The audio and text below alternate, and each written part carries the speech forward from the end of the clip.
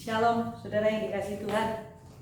Hari ini saya diingatkan oleh firman Tuhan yang ada di kitab Ulangan pasal yang ke-8 ayat 11 berkata, hati-hatilah, janganlah engkau melupakan Tuhan Allahmu.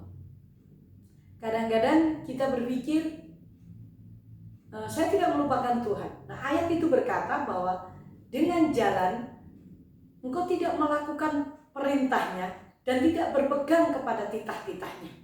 Nah saudara, mungkin kita berpikir bahwa kita tidak akan melupakan Tuhan.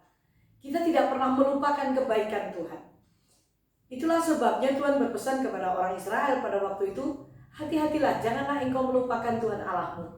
Dengan jalan kau tidak berpegang kepada perintah-perintahnya dan tidak melakukan perintah-perintah Tuhan. Kita melupakan peringatan-peringatan Tuhan. Kita melupakan perintah-perintah Tuhan.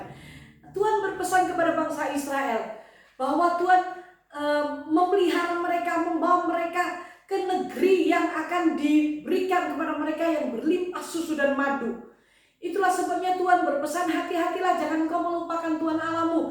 Ketika engkau sudah enak makan, ketika engkau berkecukupan, ketika saudara dan saya bisa melakukan apa saja, manusia itu cenderung akan melupakan Tuhan. Kita tidak bisa berdalih dengan berkata, saya tidak melupakan Tuhan, saya ingat Tuhan. Tetapi apakah saudara dan saya memegang perintahnya, mengingat-ingat firman-Nya, dan saudara dan saya melakukan firman-Nya? Kalau saudara dan saya tidak menjadi pelaku firman, maka sebenarnya kita ini sedang berjalan dalam arah di mana menuju kita melupakan Tuhan. Nah, itu yang Tuhan peringatkan, dan Dia berkata, hati-hatilah, berhati-hatilah, jangan sampai engkau melupakan Tuhan Allahmu. Saudaraku, kadang-kadang saya berpikir, saya merenungkan, mengapa toh ini pandemi kok sekian tahun belum selesai, kok Tuhan izinkan sedemikian rupanya sampai mencekam banyak orang ketakutan. Tahukah saudara, ketika saya duduk diam merenungkan, Tuhan mulai ingatkan, aku tuh mengasihi manusia ciptaanku. Tapi ketika mereka sudah bergelimang dengan keuangan, mereka merasa bisa semuanya. Uang itu seakan-akan menjadi tuannya, menjadi Tuhannya, dan tidak lagi mempedulikan firman-Ku, tidak lagi mempercayai firman-Ku. Maka untuk mengasihinya, aku melakukan sesuatu untuk menyelamatkan, seperti yang kulakukan kepada bangsa Israel. Tuhan membiarkan bangsa Israel ada di padang gurun 40 tahun dengan makan mana setiap pagi. Itu adalah untuk merendahkan hati.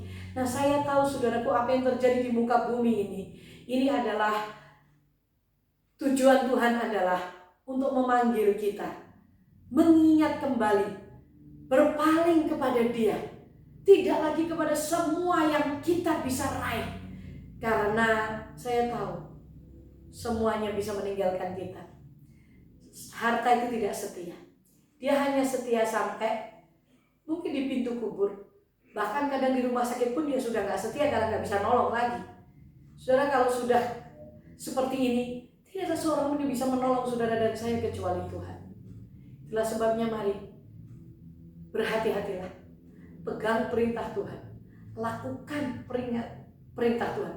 Ingat peringatan-peringatan Tuhan. Lakukan firman-Nya, supaya hidupmu dan hidupku diubahkan, supaya hidupmu dan hidupku sampai kepada tujuan, yaitu Kanaan yang Tuhan sediakan. Saudara, saya yakin semakin hari saya melihat semakin berat, semakin hati saya berkata, semakin dekat tanah perjanjian yang sudah Tuhan berikan, yang Tuhan sudah janjikan, Tuhan sudah sediakan bagi kita. Jangan gelisah, jangan takut, karena semakin berat, semakin perjuangan ini rasanya kayaknya keadaan ini mencekam. Saya semakin sadar bahwa Allah yang besar itu, Allah yang beserta itu, semakin nyata perlindungannya, penyertaannya atas hidup saudara dan saya. Mari saudara, perhatikan baik-baik Allahmu. Kembali kepada Tuhan, kembali merenungkan firman-Nya dan menjadi pelaku firman Tuhan. Maka benar-benar sepanjang perjalanan ini, sekalipun kita turun di lembah yang curam, naik gunung yang terjal, Dia selalu beserta dengan kita. Bapa, terima kasih buat kasih setia-Mu, bahwa untuk kami tidak melupakan-Mu. Dengan cara kami memegang perintah-Mu, kami hidup menuruti firman-Mu. Maka kami percaya kuasa firman-Mu itu menopang hidup kami.